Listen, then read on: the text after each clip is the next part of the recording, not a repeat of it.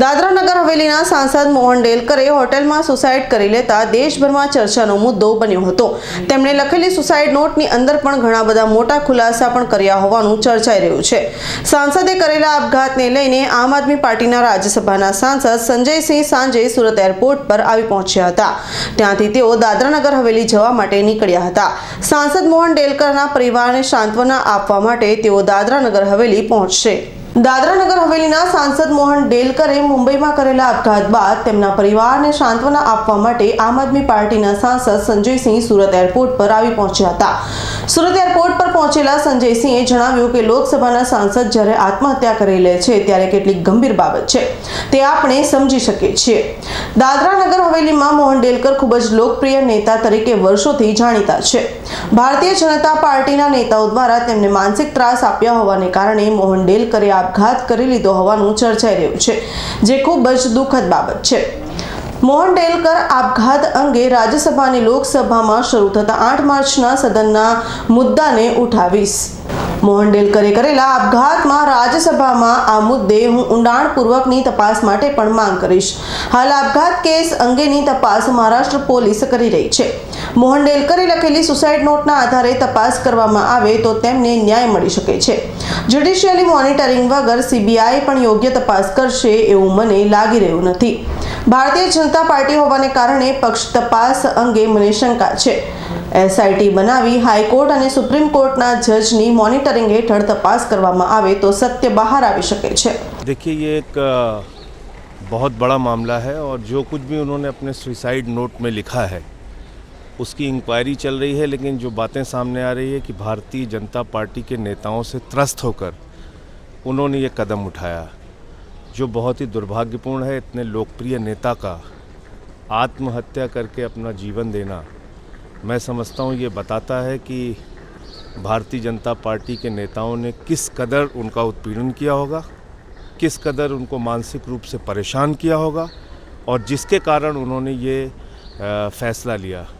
तो मुझे लगता है कि अभी महाराष्ट्र पुलिस के पास इसकी इन्वेस्टिगेशन है, इसमें जल्द से जल्द न्याय होना चाहिए और जो लोग दोषी हैं उनकी गिरफ्तारी होनी चाहिए, उनके खिलाफ सख्त कार्रवाई होनी चाहिए। आम आदमी पार्टी क्या इस मौत को लेकर किस तरह से देखते हैं और किस तरह से आगे इस पर कोई? अब आज तो हम अपने साथियों के साथ वहाँ संवेदना व्यक्त करने जा रहे हैं, अपनी उनके परिवार वालों से मिलने के लिए जा रहे हैं। पार्लियामेंट का सेशन 8 तारीख से शुरू होगा और उसमें निश्चित रूप से, क्योंकि वो लोकसभा के एक सम्मानीय सदस्य थे, तो उनका मामला मैं राज्यसभा के अंदर ज़रूर उसको उठाऊँगा। और ये कोई सामान्य घटना नहीं है कि देश के सर्वोच्च सदन के सदस्य को उत्पीड़न के कारण, प्रताड़ना के कारण आत्महत्या करनी पड़े। तो निश्चित रूप से जब सदन चलेगा तो इस मामले को मजबूती के साथ हम लोग उठाएंगे।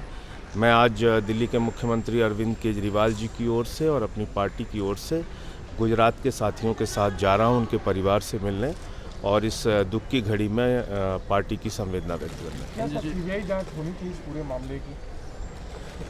देखिए, सीबीआई जांच बगैर जुडिशियल मॉनिटरिंग के, मुझे लगता है कि उसमें भी अगर बीजेपी शामिल है तो बहुत निष्पक्ष जांच की आप उम्मीद नहीं कर सकते।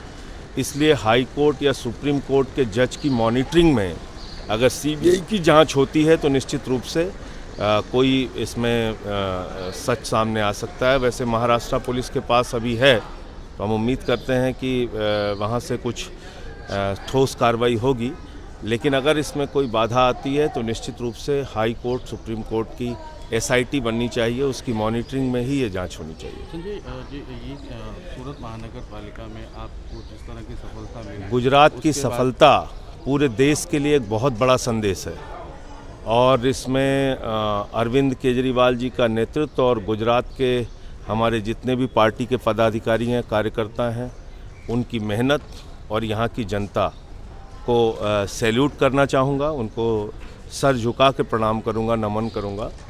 उन्होंने ऐसे वक्त में जब आम आदमी पार्टी की नीतियों को देश भर में स्वीकार्यता मिल रही है, ऐसे समय में जब दिल्ली के मॉडल की सराहना पूरे देश में हो रही है, गुजरात की जनता ने सबसे पहले आगे बढ़ के उस मॉडल को स्वीकार किया है और सूरत नगर निगम में अपोजिशन का जो दायित्व दिया है, विपक्ष की भूमिका निभाने का जो दायित्व दिया है, मुझे लगता है कि आम आदमी पार्टी बखूबी उसको निभाएगी।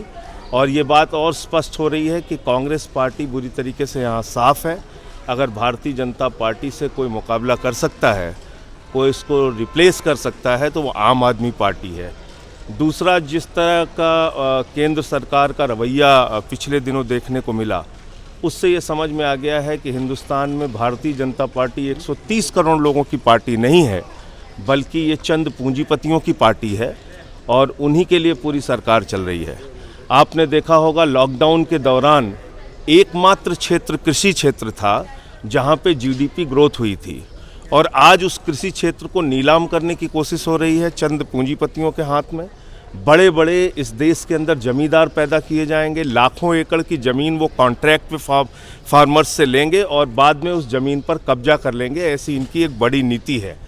दूसरी बात, जिस तरह से बजट आया है इस साल का, उस बजट को आप देखेंगे तो सारे व्यापार को, सारे उद्योग को, सारे PSUs को बेचने की एक योजना है।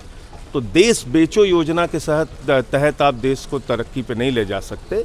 एक सरकार का दायित्व होता है देश की संपत्तियों को बढ़ाना। 130 करोड़ हिंदुस्तानियों की संपत्तियां, रेल हो, सेल हो, कोल हो, सड़क हो, पानी हो, बिजली हो, स्टेडियम हो, BPCL हो, LIC हो, बैंक हो, सब कुछ बेचा जा रहा है। ऐसे कैसे हिंदुस्तान तरक्की करेगा? इससे तो लाखों लोग बेरोजगार हो जाएंगे। सारे PSUs को बेचने का मतलब आप समझ रहे हैं? जिस एयरपोर्ट पे हम लोग उतरते थे तो जहाँ लिखा रहता था सरदार वल्लभ भाई पटेल एयरपोर्ट, जिस एयरपोर्ट पे हम लखनऊ में उतरते थे तो वहाँ लिखा रहता था कि चौधरी चरण सिंह जी के नाम पर एयरपोर्ट, आज वहाँ लिखा रहता अडानी एयरपोर्ट। ये हम कैसा हिंदुस्तान बनाने की कोशिश कर रहे हैं?